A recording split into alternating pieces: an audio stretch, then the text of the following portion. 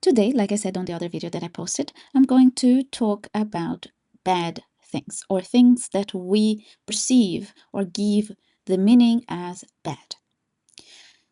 I want to talk about this in a little bit of a fun way because I think it's going to be easier for you guys to think about this. And I don't want to, this is not a video that's made to force you to change your mind on how you see things, but it's just for you to question yourself, think about things. Like I said, it is some time ago, there was a group that I like, they posted about question yourself. And I was thinking more about this, and I always question myself. I always question things. I was always this type of person.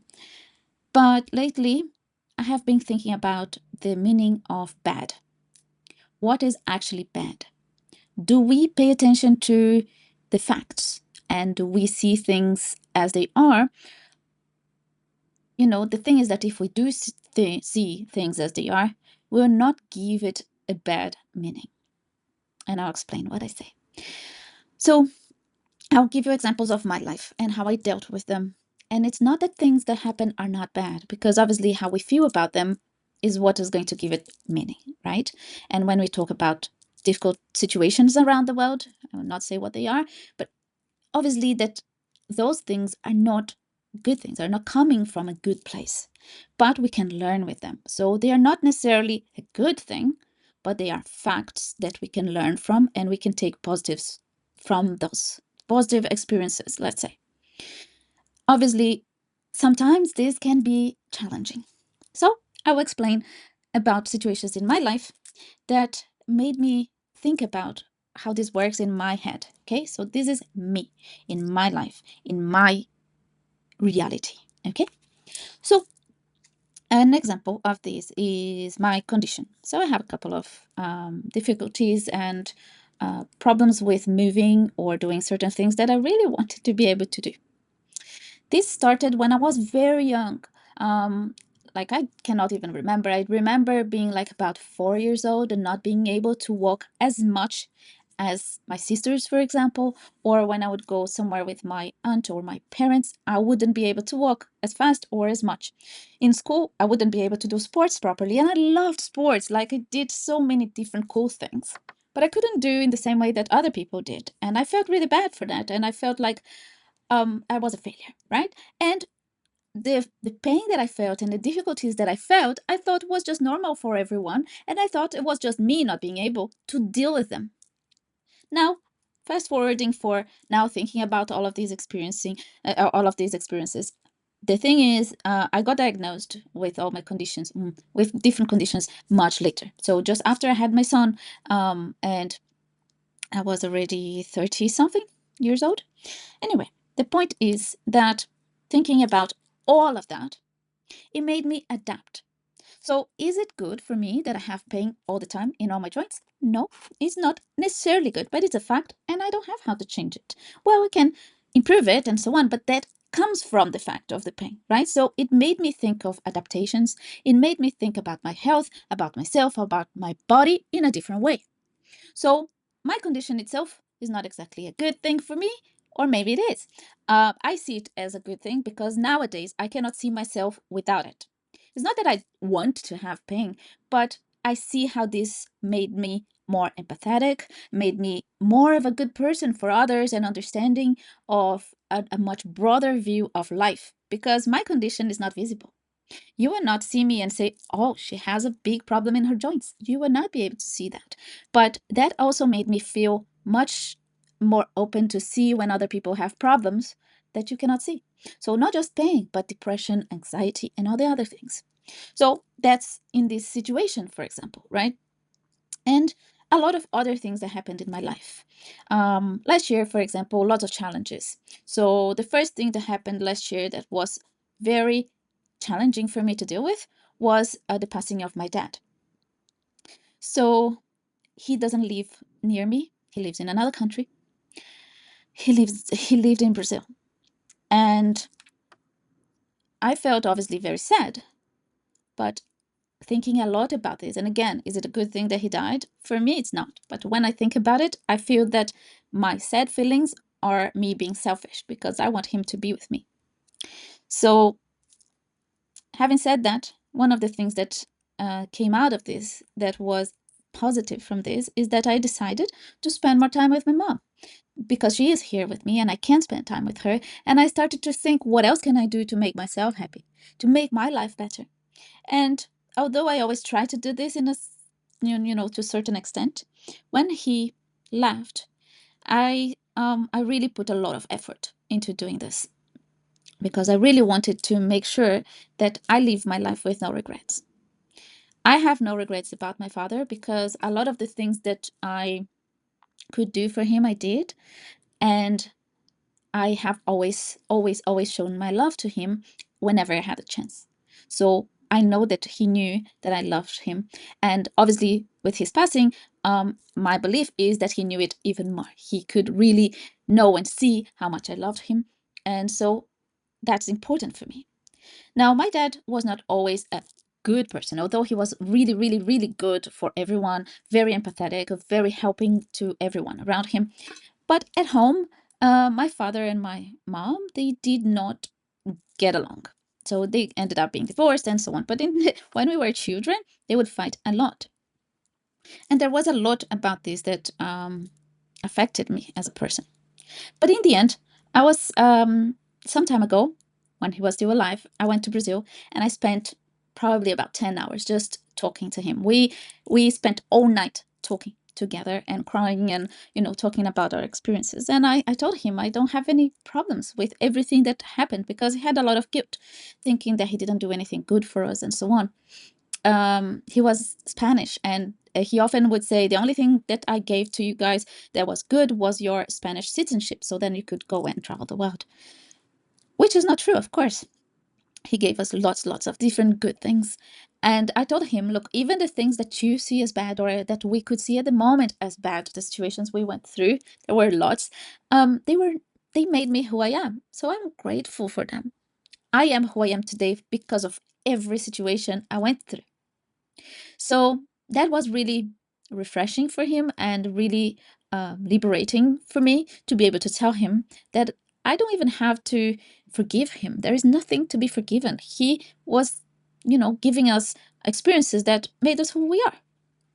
So that was interesting for me to see him realizing that and being grateful that I didn't have any problems or issues with what had happened in my life, even the challenging moments. The other thing that happened in my life that last year that I dealt with that in a surprising way, I would say, was my dog, Millie. So she lived with us for about 15 years. And I loved her, obviously. I love her. And it was challenging to see her getting sick and sicker and sicker. Then she would get better and then worse again. This happened for about 3 years. She had dementia and she had lots of problems because of that. She would forget who we are. She would not be able to sleep all night. She would get frightened just for anything. So that was very challenging experience. I got very sad many times to see her, and many times I thought she would not be able to survive that night, but she did. So after some time, I started to just spend time with her. Like, I would not even exercise anymore. I would not, like, I used to walk to work so I could do some good exercising because I cannot do a lot of very strong exercises, but walking is very, like, it's my favorite thing to do. So I would walk to work and walk back. But after she got really, really bad, like very sick, I would not walk to work anymore, and I would spend more time with her than I could. Like, I could just, anywhere I would go, I would only go if she could go with me. So I did that. And that was awesome because I felt that I was actually giving her all the love I could in every situation I could. And I have some regrets. Like, there were times when we would go to theme parks, for example, and leave her by herself in the house for a long period. But my mom would come visit her, my sisters as well, and so on. So she wouldn't spend the whole day by herself. And it is what it is. I cannot change it. But I know that she felt loved in her last days. So her last month, I would just literally spend time with her. She couldn't go up in the sofa or the bed anymore. So I just I bought a new mattress, a small one, just to put on the floor for me to sleep with her. And I would be with her, give her food, cook for her, do everything I could. Like, she, after some time in the last few weeks, she couldn't walk anymore. And so I would have to like squeeze her for her to be able to pee and so on. She was sometimes eating, sometimes not eating. It was a very difficult situation for me. But she saw how much I cared about her. And at some point, I just told everyone in my family to come say bye because I knew she was going to pass. So they did in one day, and she passed away that night from she just stopped breathing. I realized I was sleeping, but then I woke up suddenly and I looked at her and she was struggling to breathe. So I took her to my son's bed and we said bye. I think it's interesting how much more it affects me that she died than my dad. Not that I don't love him, but I think I have less regrets. I have no regrets with him, but with her, it was. And also seeing her dying every day was different, right? Like my dad passed away peacefully, had a heart attack, and he just sat down and passed away. My dog suffered a lot before she left. So that really affects me. But it's also good that I was able to care for her and give her all my love, and my son as well. And I maybe I'll post the video that I made about her after she passed with her pictures in the shorts. So maybe you guys can see that. Or maybe it's not going to be a short, it's a long video. Anyway. So yeah, this video will be very long. So was it bad that she passed? Maybe yes. I mean, I still feel very sad when I think about her. I still feel very sad when I think about my dad not being there anymore. I cannot just message him. But I could take positive experiences from this and live my life better. So I would not change my freedom for her life. So I would not choose to be free versus not having her. I would prefer to have her with me. But now that she's not here anymore, I can travel without having to worry about her. I can go to my mom's house and do things that I wouldn't be able to do if she was here, especially when she was sick. I would still prefer to have her, but I have to appreciate what I have. So my freedom of traveling, I love traveling and so on. So it is an interesting situation to think about the positives from this. Although I would not exchange, but still there are positives from it. So my point is that we can always see something positive from situations if we want to, if we change how we think about things. But we can always also find negatives if we want to focus on that. And if you focus on negative, your brain is going to go wild on finding all the negatives you can think of. So even money, right? Like a lot of people will say, oh, money is great, like obviously I want to be rich and so on. But a lot of people can see bad things on money as well, bad sides of money. But it's always a point of view, a perspective. And something can be seen as good if you want to, or at least as neutral. Another thing that happened to me last year was that I was let go of my job. So I was fired. It was redundancy, and it doesn't matter the reason. As soon as I was told that I was going to be let go, I was very positive about it. I was like, okay, interesting, right. Let me do my handover document. I started to work on it straight away. Did I want to leave the job? No. I love working. I absolutely love working. And it's very challenging for me to not work. I really find I have a hard time filling up my day with good things that's not just sitting down and listening to music, But I started then writing a book about management, about positive management. And I straight away thought, okay, that's an opportunity for me to do something different. I really did not want to leave the company, like I really didn't. I really loved working there. But it was interesting because everyone that I really admired, and some that I didn't, but still, they really came to me and said, I cannot believe the way you're dealing with this. You're being so positive about it. As if you see it as a positive thing that you're that you are being let go, that you're being fired. And I'm like, no, I want to stay. I really don't want to go. But it is what it is. There's not much I can do. Can you guys just change your mind just because I'm going to be angry about it or sad? If I cry a lot, are you going to go back and let me stay? No, right? So I felt just like I wanted to feel good about my life. I wanted to feel good about things. And from that, I really saw a lot of people coming to me and saying good things about how I worked when I worked there. Not only about how I was dealing with it, but how much they admired me for how I worked and how I did things, to the point that the person who decided to let me go really said this was one of the most difficult decisions that I had to make.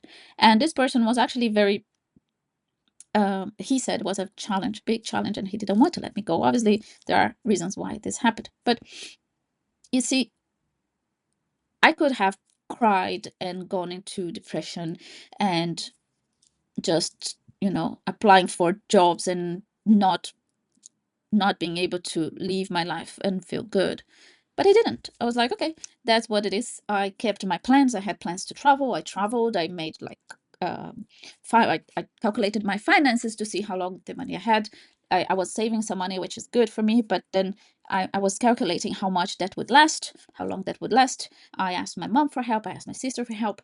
And, as much as I can, I'm saving money. And that's an interesting thing. I started to think about my values and about how much I can work on myself. I started working a lot on my health and especially my mental health, doing yoga, doing courses. Like, this would not have happened if I didn't have been fired, right? So it's not that I was fired was good, but I did something good out of it. And still, there are days that I feel very down because, I have bills to pay and so on, and it's like I need to survive, right? But I am doing as much as I can, and I'm applying for jobs every day, and I'm checking stuff, and I'm updating myself with the news, trying to study studying, not trying. I am studying as much as I can, and I'm doing this type of videos, and I'm writing my book, and I'm talking to people, and I'm doing everything that I can, and I know it's enough. If that's going to become something bigger, I don't know yet, but I'm doing things that I love that make me feel good. Would I wish that I would find a job quickly? Yes, I prefer to have a job and work and, especially using my knowledge and my experience to help people. But in the meantime, I can do other things and I can improve myself, and that's important. There is going to be a video about value and how people feel about valuing themselves and so on, but it's not this video. But it would be an interesting one for you guys to watch. So yes, that is how I feel about all of this. Something being bad, like, maybe things that happened to you when you were a child, or even that happened to you after you're an adult. The thing itself can be seen as really bad or felt, but I, at least in my life, try to find positives in everything that happens, even the most horrendous thing. We learn from it, we make mistakes, and everybody does. And we need to be less harsh on ourselves, especially on the situations that we can control. And that's how I think. I am working on being less harsh on myself, less regretful for the things I didn't do or the things I didn't know before. There are things that we only learn with experience. You cannot just know by, not experiencing things. Like, you can read about it, yes, that's one way to learn, but it's maybe that you will not learn how that's actually affecting you or how that's going to affect you if it happens to you. So experiencing things is important, because that's how you grow as a person, that's how you become a person. So that's my way of seeing what is bad. I think we all need to see things in a more positive way. We can try. That's what I'm doing. I'm working on being more positive every day, even with the negative things. I hope that helps you. That's a very long video, and I hope this will find the people who need to hear this. And have a good day, or evening, or afternoon, wherever you are. Bye.